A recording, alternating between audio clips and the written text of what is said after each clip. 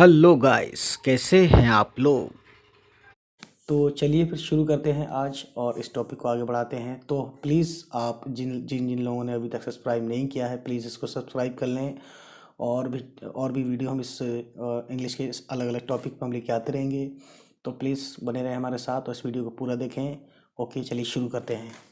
तो जिस तरह से आप जानते हैं कि पार्ट्स ऑफ सेंटेंस में दो होते हैं, ठीक है, और आप स्क्रीन देख रहे हैं।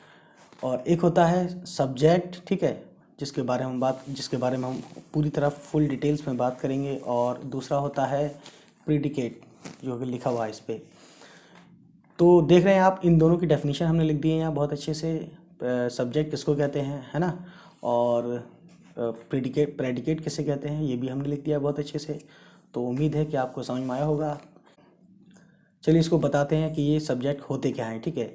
सब्जेक्ट उनको कहते हैं सेंटेंस का वो हिस्सा जिसमें किसी व्यक्ति के बारे में, किसी आदमी के बारे में, औरत के बारे में, या किसी के भी बच्चे, है ना, किसी के बारे में भी बात की जाए, या उसमें जो है किसी चीज़ के बारे में बात की जाए, या किसी पर्सन के बारे में बात की जाए, तो उसको हम बोलते हैं सब्जेक्ट, ठीक है।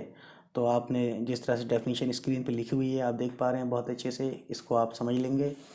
चलिए अब शुरू करते हैं अगले टॉपिक की तरफ। अगला टॉपिक कुछ है यूँ, देखिए।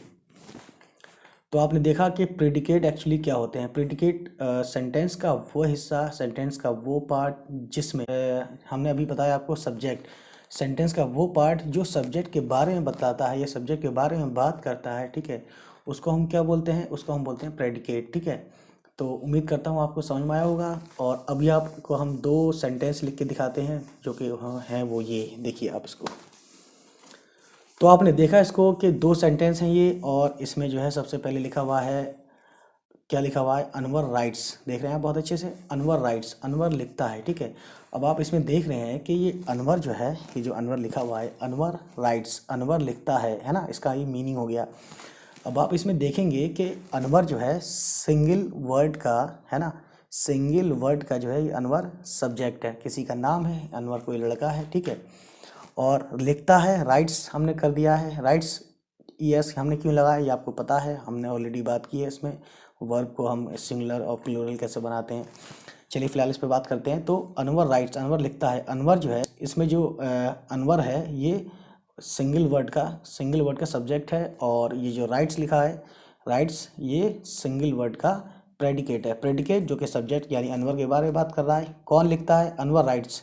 हम अगर क्वेश्चन करें कौन लिखता है, ठीक है, किसी भी सेंटेंस में, या कौन काम, किसने काम किया, किसने लिखा, ठीक है, या कौन लिखता है, तो इसमें इसका जो जवाब आएगा वही सब्जेक्ट होता है। समझ लीजिए आप, इसका एक फॉर्मूला समझ लीजिए या जो भी समझ लीजिए, ठीक है।